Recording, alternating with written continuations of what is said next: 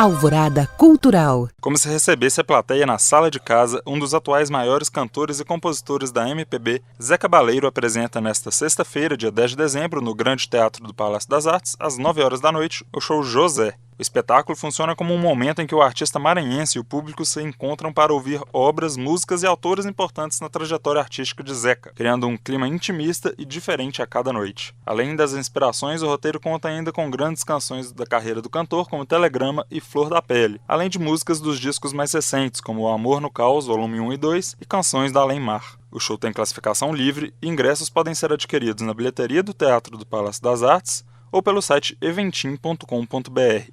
Para falar mais sobre a concepção do espetáculo e as expectativas para esta sexta-feira, converso agora com Zé Cabaleiro.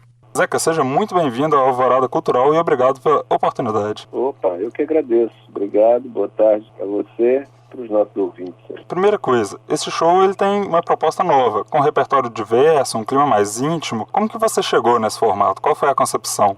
Olha, esse show ele nasceu, na verdade, a partir de um convite da Universidade Federal do Rio Grande do Sul para um projeto deles são 3, 4 anos atrás, chamado Poesia Então, em que os artistas iam se apresentar e tal, e fazer um retrospecto da carreira e falavam sobre referências, tanto musicais como poéticas, com muita ênfase na poesia, né? Ou da canção ou do livro.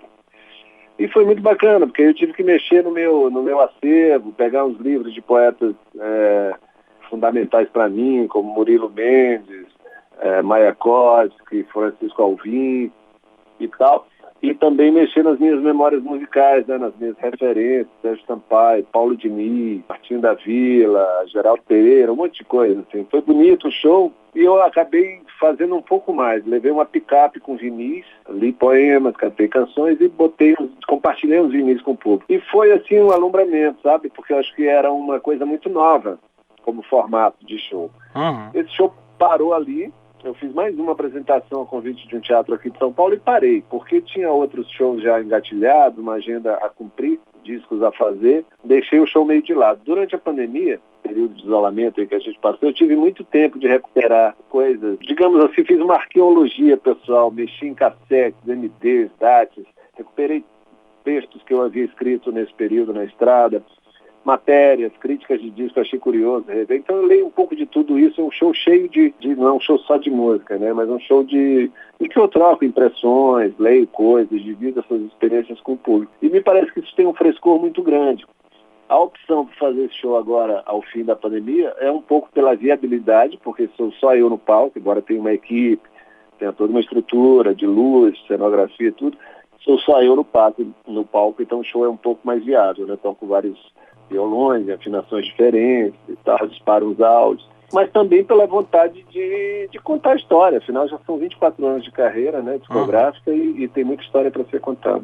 E uma curiosidade, o nome do espetáculo, José, tem algo a ver com isso, com essa forma de você estar sozinho ali no palco, ser você com o público, essa troca? É uma forma mais crua sua, podemos dizer assim?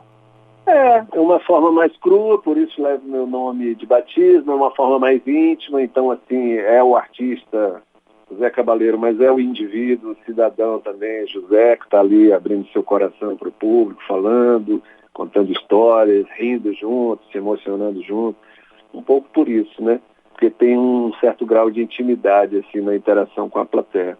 Com perdão da piada, mas o show é quase que uma metamorfose ambulante, né? Ele vai mudando de acordo com o lugar, com o público. E o que as pessoas que forem ao show nessa sexta-feira aqui em BH podem esperar? Olha, a segunda apresentação do show nessa reestreia, digamos assim, eu fiz em São Paulo, mês passado. Do primeiro para o segundo eu já estou mudando um monte de coisa, que eu vi que não funcionou, que se estendeu, ficou prolixo demais, então vou tentar fazer um show um pouco mais enxuto. É um show em construção e ele vai certamente mudar bastante até chegar num formato que eu considere enxuto, pronto, né? Acho que o público pode esperar uma prosa boa, canções conhecidas, né, que fazem parte já do repertório do público, outras mais recentes, até umas antigas que eu recupero, que nunca toquei.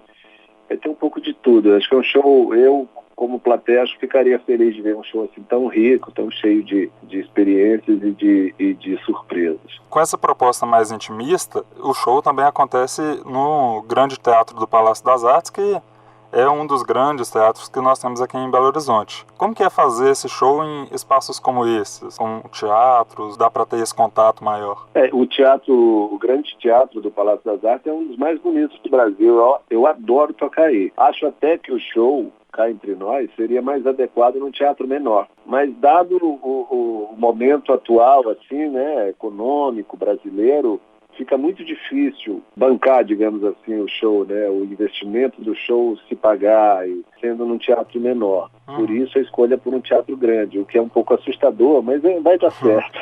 Porque apesar dele ser grande, a própria estrutura cenográfica, assim, propõe uma certa intimidade, sabe? É como se eu estivesse abrindo a sala da minha casa, do meu apartamento, para receber as pessoas.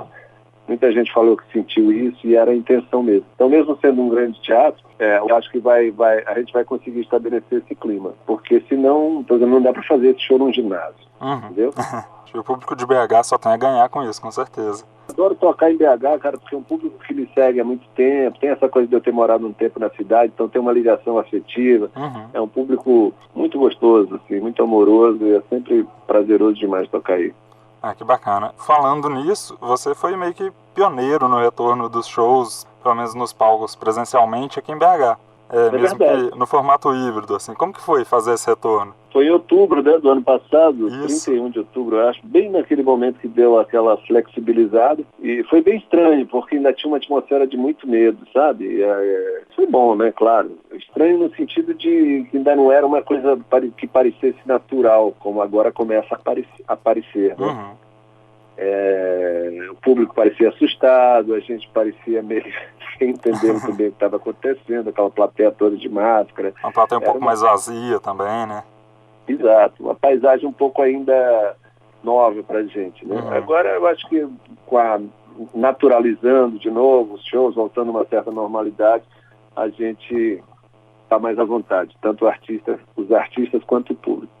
Ah, bacana. Voltando um pouco, você estava falando das músicas, pensando na sua discografia, uma coisa que você nunca parou de fazer foi produzir, né? Principalmente nesses últimos anos. E, assim, em 2019 teve o Amor no Caos, no ano passado a homenagem Lusitano, canções da Leymar, e esse ano ainda o Oração do Amor Selvagem, que é uma trilha sonora. Isso. Duas coisas eu gostaria de saber. Como que você faz para se manter tão ativo e tão inspirado a compor? E outra que depois a gente conversa melhor, como que foi esse processo de compor uma trilha sonora original? Eu vou começar pelo fim. O cinema não é a música para cinema não é uma novidade na minha vida. Nesse período mesmo de pandemia, eu fiz 2 trilhas, ambas em parceria. Uma de um desenho animado, uma animação brasileira maravilhosa, chamada Tassilinha. Eu fiz em parceria com o músico Zezinho Mutarelli. E outra de um filme catarinense chamado Achados Não Procurados, uma sátira política. Eu fiz também em parceria com o Sérgio Fuad. É um trabalho que eu gosto, faço mais por prazer do que por qualquer outra coisa. E esse da Oração do Amor, essa trilha da Oração do Amor Selvagem é de uns 8, 9 anos para trás, assim. Um filme que foi até bem, né, teve uma carreira em festivais, um filme sobre intolerância religiosa que se passa no interior de Santa Catarina, muito bonito, com Chico Dias, um grande elenco, Sandra Torvelloni. E eu tive que ir lá acompanhar as filmagens no povoado lá, incluímos o coral da cidade na trilha, porque tinha uma igreja, e então cantava-se hinos nessa igreja. Eu acabei compondo 2 hinos religiosos fictícios de uma certa seita, assim, foi muito bacana, muito desafiador. E é um trabalho que eu realmente gosto muito de fazer. Eu não faço mais porque demanda muito tempo e me rouba de outras funções, ou da minha função principal, que é tocar, fazer shows, que é o que me alimenta, né? Em todos os sentidos. Mas eu gosto muito disso. E essa trilha estava guardada, resolvemos lançar agora. Tem outras 2 para serem lançadas no ano que vem, que é um filme de um brasileiro radicado na França há 40 anos, chamado L'Exilé, O Exilado, e outro de um diretor daqui de São Paulo, Marcelo Pressoto, que fez um filme também muito interessante chamado 2, um filme bem intimista, a gente deve lançar no que vem. Com relação a compor, eu estou sempre compondo, porque tocar canções para o público tem um sabor especial, né, de explosão, de catarse e tudo, mas ficar tocando sempre o mesmo repertório pode ser entediante. Então você tem que ter música nova, tem que ter discos novos, tem que ter histórias novas para contar. Então eu não paro de compor nem de fazer discos. mas eu não tenho mais aquela pressa de lançar uma coisa atrás da outra, sabe? Eu acho que tudo tem, o momento vai aparecendo. Eu estou, por exemplo, fazendo há anos um disco de samba, estou pretendendo finalizar agora, no início do ano. Tem um disco de forró que está nos planos, tem um disco de bregas engraçados, divertidos, que também eu venho fazendo há um tempo. Agora, na pandemia, comecei uma parceria com o Chico César, retomei, né, uma parceria com o Chico.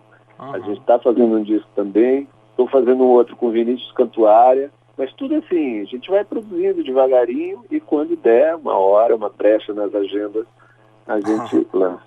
É bacana demais. E aproveitando que você falou, assim, já vou pular para isso. Desde o seu primeiro disco você tem inúmeras parcerias, né?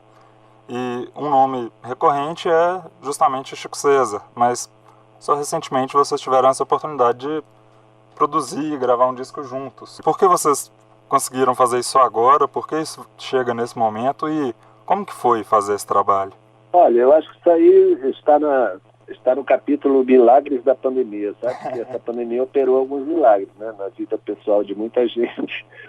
Eu e o Chico, a gente sempre teve uma grande amizade, mesmo, né, distante, porque nos últimos tempos a gente se via bem pouco, moramos pertinho, mas a gente se vê pouco, porque cada qual na sua rotina, de shows e tal. Mas sempre houve um grande respeito mútuo. Mas na pandemia algo aconteceu. O Chico me mandou uma ideia de música, eu continuei, devolvi para ele, aí mandei uma ideia que eu tinha iniciado, ele finalizou, tudo assim, em minutos, numa tarde. Aí a gente se animou com essa possibilidade, né? A gente viu que estava fluindo a coisa, porque compor em parceria depende muito dessa fluência, né? Da coisa fluir. E quando a gente viu, em poucos meses a gente tinha 20 músicas. Caramba! Aí a gente falou, pô, vamos gravar essa produção sem pressa, e uma hora a gente lança. Chamamos o Sony Júnior, que é um músico, arranjador, violonista de 7 cordas, um músico primoroso que já trabalhou tanto comigo como com ele. Chamamos o Suami, e o Suami está produzindo. A gente lançou 2, né, no meio do ano, um single duplo com Respira e Lovers, fizemos 2 clipes, e agora a gente está continuando para ver se lança no ano que vem. O Chico também está fazendo um monte de coisa, então vai ser quando der. A agenda dos dois, assim, ainda bem que está muito cheia, né? Porque isso alimenta, né, a gente, assim, os projetos no horizonte, isso vai dando pique, né, vai dando energia para a gente seguir, né? Porque às vezes é difícil também, cara, às vezes a gente desanima também, às vezes a gente fica pessimista com o cenário geral do país e tal. Com certeza. Então, essas coisas dão uma certa força pra gente seguir adiante. Dá um ânimo, né? Sim. E bom, eu só posso dizer que Belo Horizonte está te esperando com certeza para dar esse ânimo, assim, quando você quiser, tenho certeza. Nossa, fico feliz. Zeca, muitíssimo obrigado pela conversa e um ótimo show para você nessa sexta. E se quiser dar algum recado, convite, o microfone é todo seu. Não, aguardo o público, só quero dizer que aguardo o público de Belo Horizonte, de Minas, né, porque as cidades próximas e tal, que possam compartilhar esse show, que tem muita história, muita canção, muita experiência, muita alegria, muita emoção envolvida, assim, que a gente possa compartilhar numa noite bastante agradável. Essa é a minha expectativa. Bom, conversei com Zeca Baleiro, que, como se recebesse a plateia na sala de casa, apresenta nesta sexta-feira, dia 10 de dezembro, no Grande Teatro do Palácio das Artes, às 9 da noite, seu novo show José. Lembrando que o show tem classificação livre e ingressos podem ser adquiridos na bilheteria do Teatro Palácio das Artes ou pelo site eventim.com.br. João Pedro Junqueira para o Alvorada Cultural.